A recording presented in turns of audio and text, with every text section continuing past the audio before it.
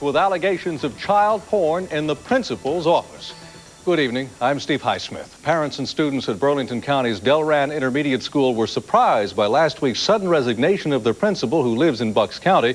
Tonight, the community is shocked by why it happened. Our Byron Scott is standing by live in Bensalem with the latest. Byron? Steve, Davidson was released last night pending court action. He is not home right now here at his Bensalem home. Now, we're told that he turned himself into authorities last night in a case that has shocked neighbors and parents.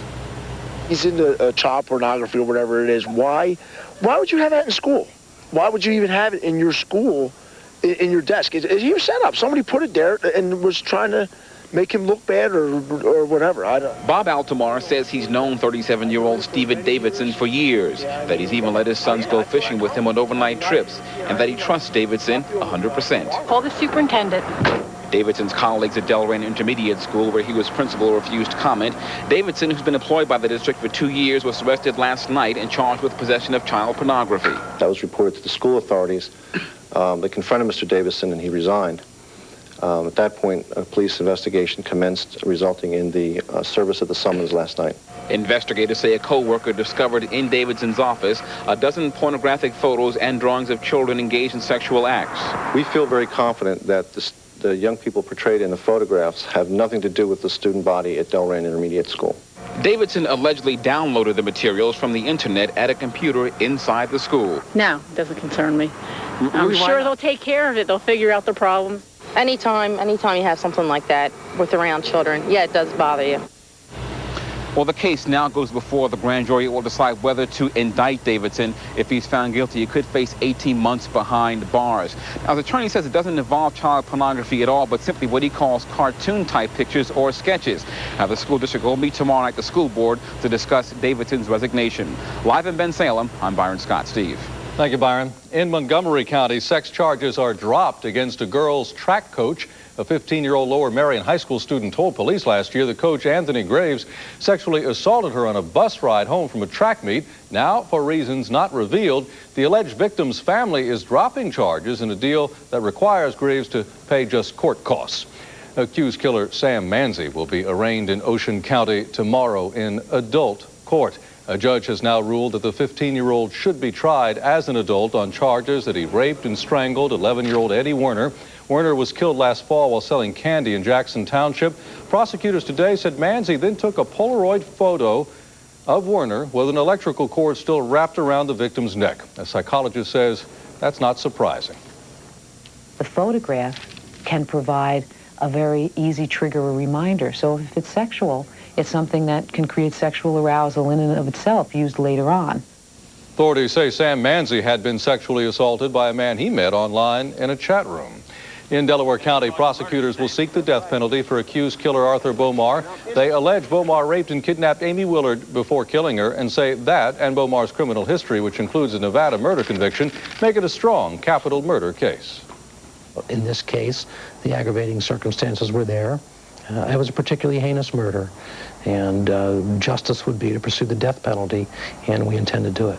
No, sir. Bomar will be formally arraigned on the murder charge on Friday. Tonight, we get our first look at the man police say tried to snatch a child at a Bucks County supermarket. Surveillance photos show the suspect inside Redner's Market in Richland Township on Monday. The child's mother was loading groceries into her car when the attacker tried to take the child. He failed because the child was buckled into the shopping cart. The shopping for a new top cop is through in Philadelphia. Mayor Ed Rendell says he's chosen a big-time Big Apple cop to replace Richard Neal. Jim Sigovitz has the reaction. Mayor Rendell walked his new choice for police commissioner into a news conference this morning. 49-year-old John Timoney will take over the 6,000-member Philadelphia Police Department beginning next month. After a 29-year career with the New York City Police Department, where he rose from a beat cop to second in command. I think John Timoney is a policeman's policeman, a cop's cop in every sense of the word. Kind of a hands-on individual. Timoney played a key role in New York City's crime-fighting success and looks forward to doing the same here with or without the cooperation of half a dozen deputy commanders who were passed over for the job. At the end of the day, they're held responsible for crime in that area. If they can't meet their responsibilities, No problem. Move on. We'll move somebody else in that can. The new commissioner met with city council late this morning. Many surprised by the announcement, but supportive. I think that his style and his manner will be appealing to Philadelphians of every ethnic and racial group. He sounds like a person who's prepared and who knows who can come in here running. The mayor said he decided to go with John Timity as commissioner over the weekend, but the president of the FOP said he heard it would be John Timity last week, even before Commissioner Richard Neal formally announced his resignation. We are disappointed that it is not a local commissioner. But Costello said the union will reserve judgment for the time being and work with the new commissioner on improving police morale and fighting crime. This man has a reputation as a cop's cop. If that is true, that could be a refreshing change here in Philadelphia. Jim Sinkovich, WB17, News at 10. Philadelphians are yet to shop for a new mayor, but add another name to the list of wannabes. Tonight at a fundraiser for his campaign, former City Housing Authority Chief John White formally announced he's running for the job. It is a long race, but I have prepared for this race all of my life. Democrat White's issues are quality education, decent housing, safe communities, and jobs, and he's already raised $160,000. Well, this end tonight, he took millions of fans out to the ball game for more than 50 years. Harry Carey died this evening after suffering a heart attack on Saturday. His unique broadcasting style made him a sports legend. High fly ball, way back, might be, could be, there it is! Holy cow! The trademark holy cow. What a career. Beginning in the early 40s and in the 80s and 90s, Carey broadcast Chicago Cubs games, and the seventh inning stretch belonged to Harry, who got the crowd going with his rendition of Take Me Out to the Ball Game. Hall of Famer Harry Carey, dead at the age of 77. The Iraq showdown spurs a Midwest shoutdown of President Clinton's foreign policy. Are we willing to send troops in and finish this job, or are we going to do it half-assed? While many applauded Secretaries Albright and Cohen and Security Advisor Berger, many firmly opposing the attacking of Iraq. Turkey has bombed Kurdish citizens. Saudi Arabia has tortured political and religious dissidents. Why does the U.S. apply different standards of justice to these countries? The United States and the civilized world cannot deal with somebody who is willing to use those weapons of mass destruction on his own people. The Ohio town meeting did not go according to the administration's plan. UN Secretary General Kofi Annan's plan is to be in Baghdad in a couple of days and to convince Saddam Hussein to follow and allow full access by UN weapons inspectors. Calling his mission difficult, Annan nonetheless says he has a reasonable chance of success. You need to have a car seat here before you can drive your newborn home from the hospital. Well, here's a number for our heads. In Israel, you need to have a baby gas mask of sorts. The Iraqi crisis and the possible chemical threat it could trigger prompts Jerusalem's Misgavlerach Hospital to require parents to pick up an anti-gas unit. The air heats up in the grand jury room as testimony is interrupted during Clinton crisis day 29. Top Clinton aide Bruce Lindsay testifies, but is the White House trying to limit testimony? And backers of the president launch a new legal defense fund. Bruce Lindsay, the man without the glasses, is a longtime top Clinton aide. Lindsay testified for several hours today before the grand jury looking into the Lewinsky matter. Testimony interrupted, presumably over the scope of questions for Mr. Clinton's longtime troubleshooter. But the White House says tonight executive privilege was not invoked. As Lindsay testified, the lawyer for Monica Lewinsky's mother, Marcia Lewis, tried to convince a judge that Lewis's 2 days of testimony is enough. She was emotionally overwhelmed and distraught. Her physical and emotional condition has not changed from that date. And today, friends of the Clintons began a new defense fund to help them pay legal bills, now over $3 million and climbing. Another Democratic fundraiser is indicted. Maria Shaw is accused of disguising illegal contributions from a California Buddhist temple to President Clinton's '96 re-election campaign and to other Democrats, including Senator Ted Kennedy. In other news, 4 crew members are dead tonight after a Navy helicopter crashed in California's Sequoia National Forest. The wreckage was so badly burned that at first authorities were unable to tell whether a 5th person had been aboard, but that's now been ruled out. Authorities say the weather was good at the time of the crash. All 4 B-1B crewmen alive tonight, their conditions, however, unknown. After the Air Force bomber broke apart and crashed today in Kentucky, the crewmen ejected. Debris from the $200 million jet is spread over a large area. A B-1 that went down there was based in Texas. It was like that one, not one of those, though, scheduled to go to the Persian Gulf. Former Navy midshipman Diane Zamora is under a suicide watch tonight after trying to kill herself. Just any cat litter just won't do. Fresh Step neutralizes ammonia odor and freshens with every step, so your whole house is fresh. Okay, you win. Fresh Step, fresher with every step. Scoop, now available with baking soda. This is your local forecast. Weather information you can plan on, only on the Weather Channel.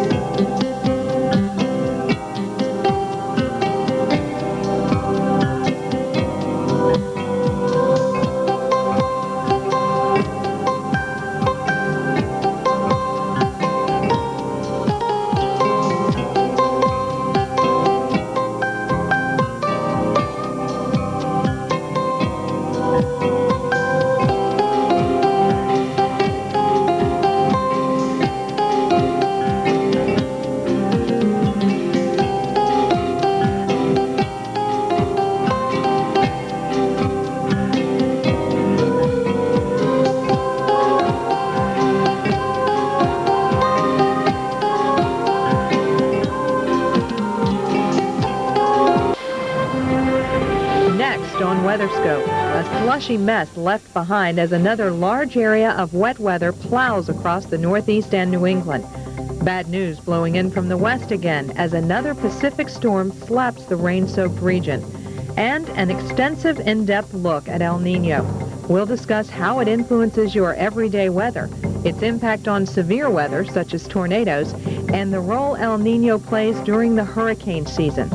Those stories plus in-depth forecast and analysis on this special expanded edition of WeatherScope. It's another wet, chilly night across parts of the Northeast as a weakening storm system turns into more of a nuisance than a threat.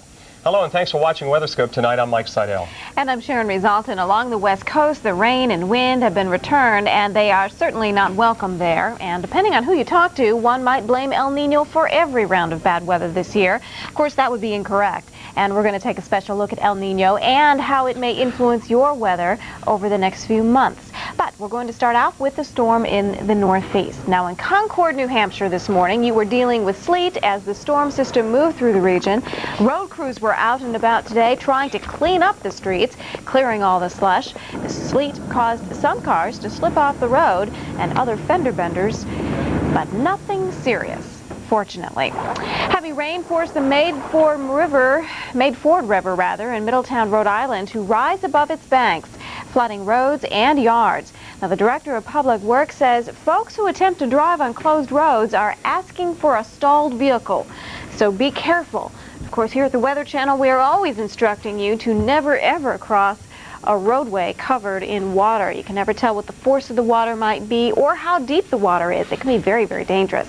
Here's a look at two systems actually in the Northeast. You can see one here and kind of the twist around that, the moisture still being pulled in from the Atlantic and occasionally seeing some freezing rain.